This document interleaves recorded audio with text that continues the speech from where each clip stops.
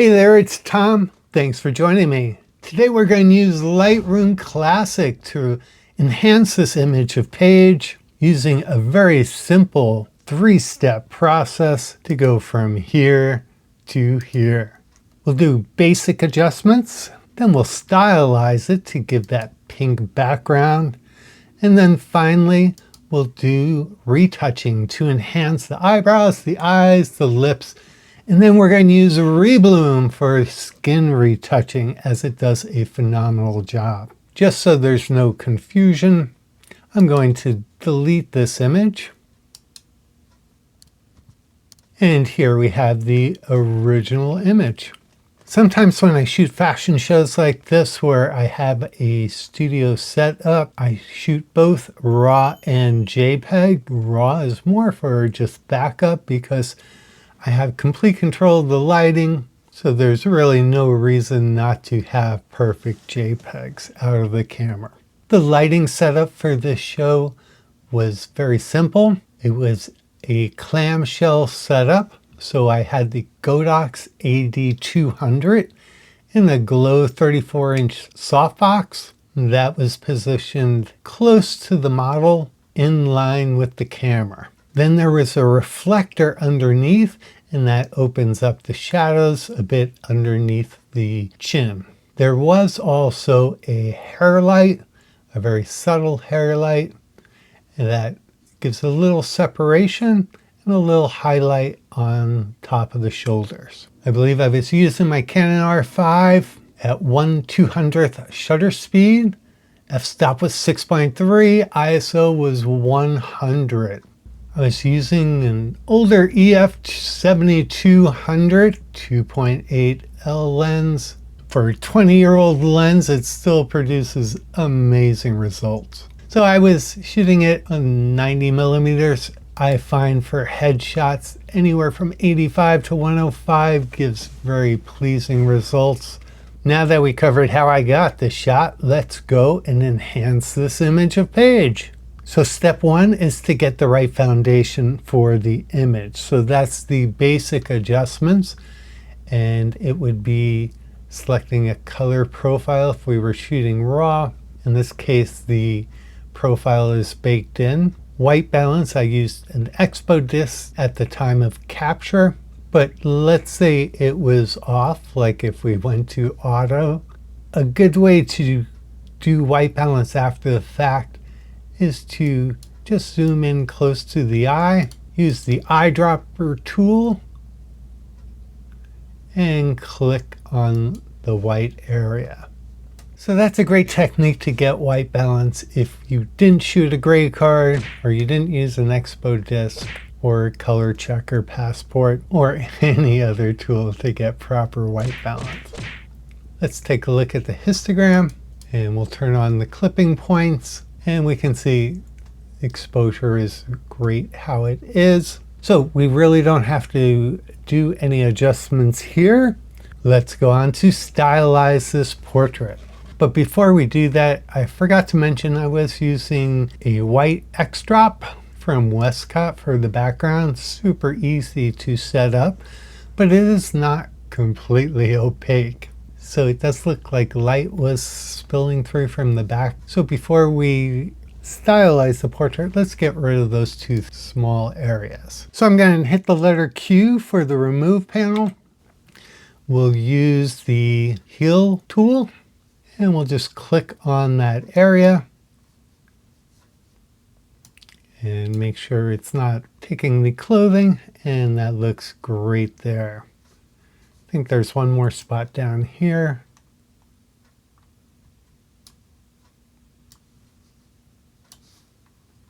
And that looks awesome. So now to style this image, we're going to go to the mask, which is Shift W. We're going to select the background, and I'm going to come down to the color section. And there's three easy ways to change the color. First one is using temperature and tint. So if I wanted pink, I could add a little magenta and yellow and have a nice shade of pink there. I'm going to hit the Option or Alt key and reset the color. Another way is to just use the hue slider. And let's say we wanted to go green. That looks nice that way. And again, Option Alt to reset the color.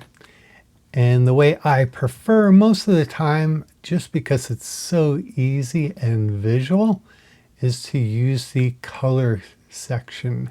And if we click on the white box icon, we can just click on whatever color we want. So we can have a pink. If we drag it up, it's more saturated.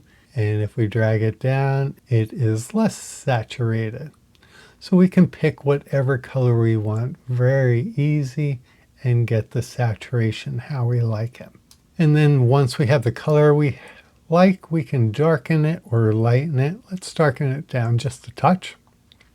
So that is looking awesome. One other trick I like to do to give it a little bit more of a pop is create a new mask. We'll use the radial gradient. And I'm going to just make it look like we had a backlight and brighten that part up. But it's also lightening up Paige. So we're going to go back to that mask and hit subtract and select subject. So now if we turn that mask on and off, you can see it's just popping some light into the background. And then finally, if we wanted to do a little vignette, we could do one more mask. And for this, we'll use the radial gradient again and just drag out from the center here. On a mask, white reveals, black conceals, and we want to darken the edge, so we actually need to invert this mask. So we could click on the three dots and invert, or we can right click and invert. Does the same thing. And now with the exposure, we can take it down a little bit. And let's take a look at what that is doing. If we want to be super careful of not darkening her hair any, we could hit subtract, use the brush, and just lightly go over the top of her head.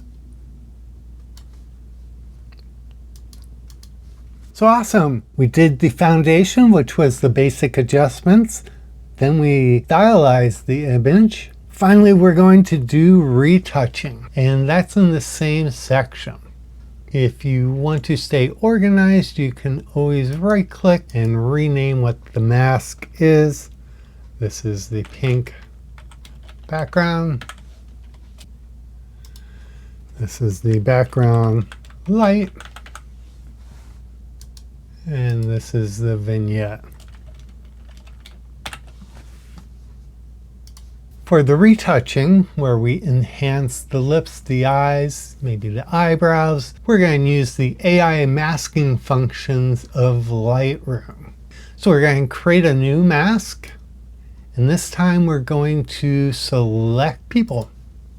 It identified Paige, we'll click on her, and what I want to do is eyebrows. Let's do the whites of her eyes, the iris and pupils, and lips.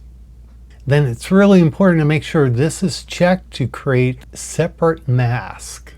So we're going to create those 4 different masks.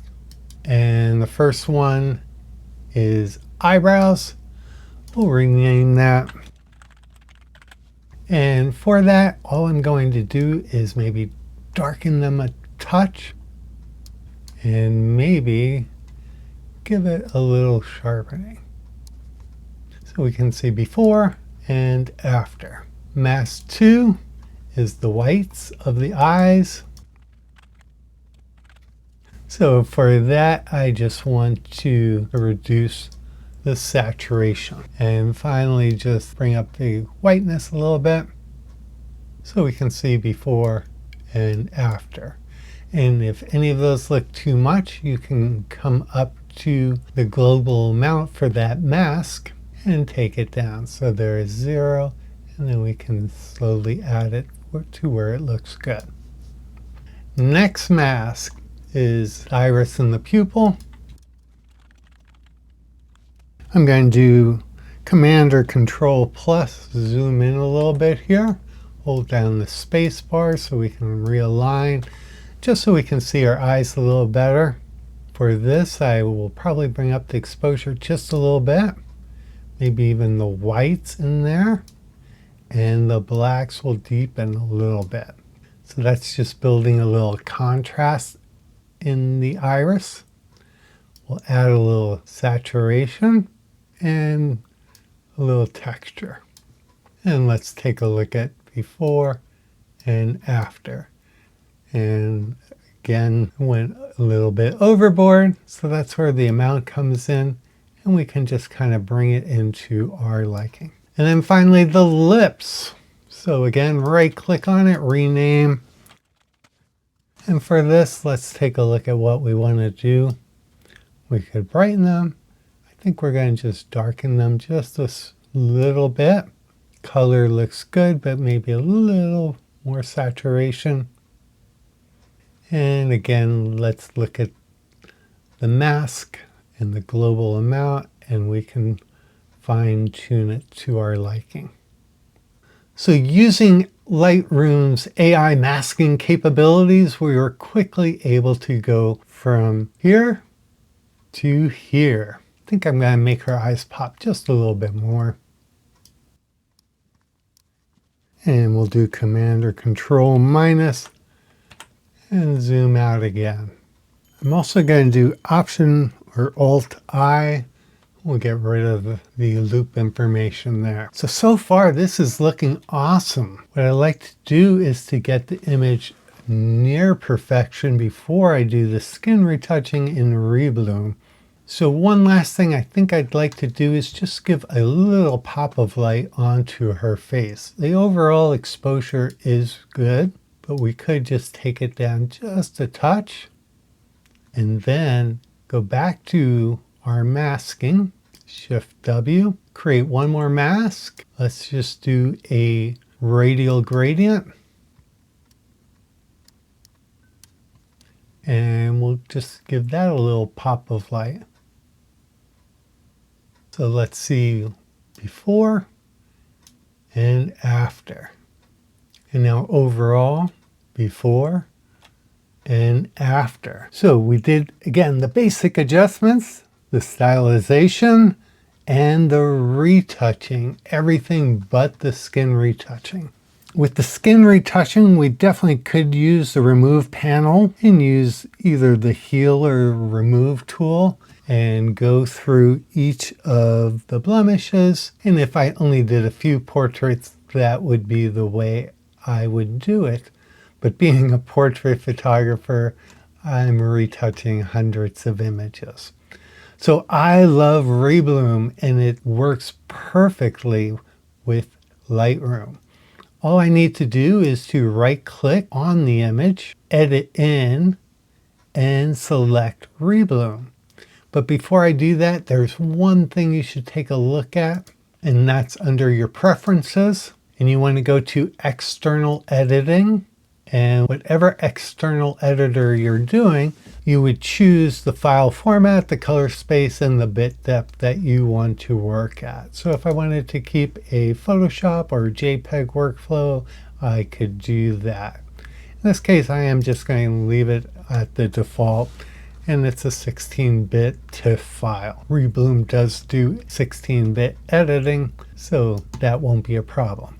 So again, I'm going to right-click on the image and go to Edit In and select Rebloom. This part's important. Make sure you edit with the Lightroom adjustments, a copy of all these adjustments we did. Otherwise, it's going to be the original image.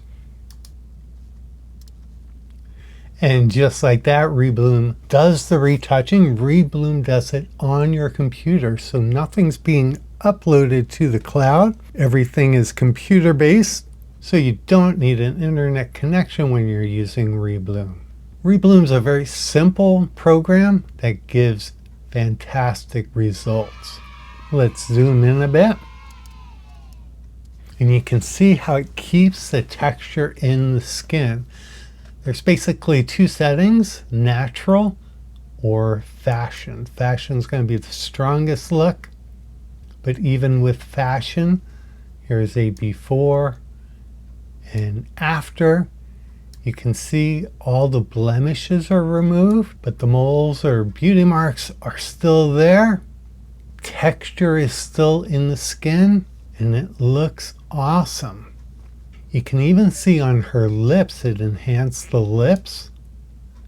And Command minus will zoom out, and Command plus or Control plus will zoom in. But let's keep Paige's youthful appearance and just go with the natural look. I think that looks great for her.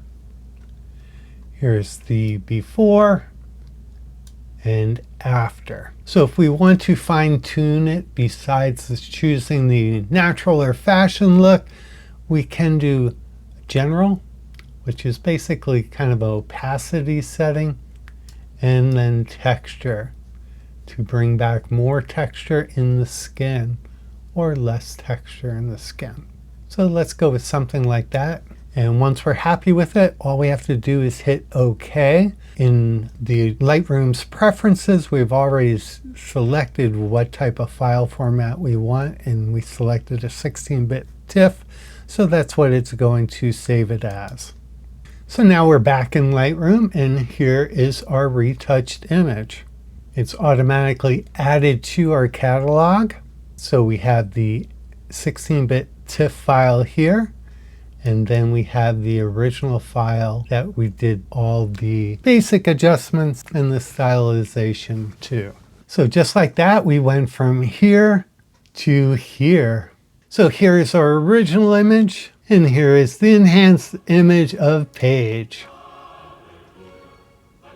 Hope you enjoyed this tutorial. If you did, please give it a thumbs up and consider subscribing to this channel. I'd love to have you back for my next video. There is a discount link for Rebloom.